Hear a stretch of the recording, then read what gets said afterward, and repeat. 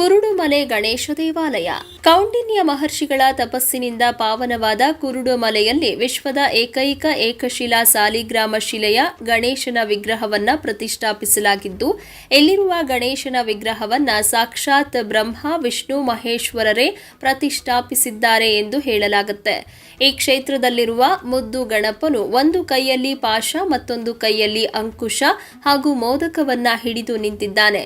ಇಲ್ಲಿಗೆ ಬಂದು ಗಣಪತಿಗೆ ಪೂಜೆ ಮಾಡಿಸೋದ್ರಿಂದ ಕೇತು ದೋಷ ನಿವಾರಣೆಯಾಗುತ್ತೆ ಹಾಗೂ ಇಷ್ಟಾರ್ಥಗಳು ಸಿದ್ಧಿ ಆಗುತ್ತವೆ ಎಂಬ ಪ್ರತೀತಿ ಕೂಡ ಇದೆ.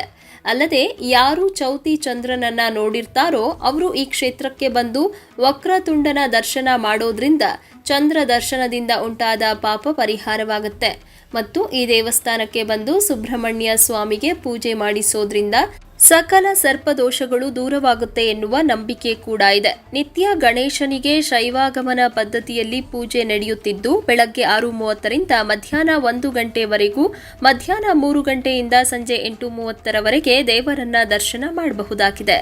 ಸೋಮೇಶ್ವರ ದೇವಾಲಯ, ಕುರುಡುಮಲೆ. ಕುರುಡುಮಲೆ ಗಣೇಶ ದೇವಾಲಯದ ಸಮೀಪದಲ್ಲಿಯೇ ಪುರಾಣ ಪ್ರಸಿದ್ಧವಾದ ಸೋಮೇಶ್ವರ ದೇವಾಲಯವಿದ್ದು, 1300 ವರ್ಷಗಳಷ್ಟು ಪುರಾತನವಾದ ಈ ದೇಗುಲವನ್ನ ಚೋಳರು ನಿರ್ಮಿಸಿದ್ರು ಎಂದು ಹೇಳಲಾಗುತ್ತೆ.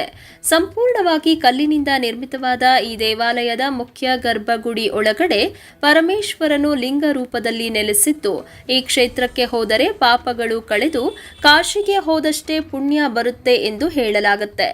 ರಾಜರಾಜ ಚೋಳನಿಂದ ನಿರ್ಮಿತವಾದ ಈ ದೇವಾಲಯದ ವಿಶೇಷತೆ ಏನಂದ್ರೆ, ಯಾವುದೇ ತಳಪಾಯವನ್ನ ಹಾಕದೆ ಈ ದೇಗುಲವನ್ನ ನಿರ್ಮಾಣ ಮಾಡಿದ್ದಾರೆ ಎನ್ನುವುದು. ಅಲ್ಲದೆ ದೇಗುಲದ ಅರ್ಧ ಭಾಗವನ್ನ ಜಕಣಾಚಾರಿ ಕೆತ್ತಿದರೆ ಇನ್ನರ್ಧ ಭಾಗವನ್ನ ಜಕಣಾಚಾರಿಯ ಮಗ ಡಂಕಣಾಚಾರಿ ಕೆತ್ತಿದ್ದಾನೆ ಎಂದು ಹೇಳಲಾಗುತ್ತೆ.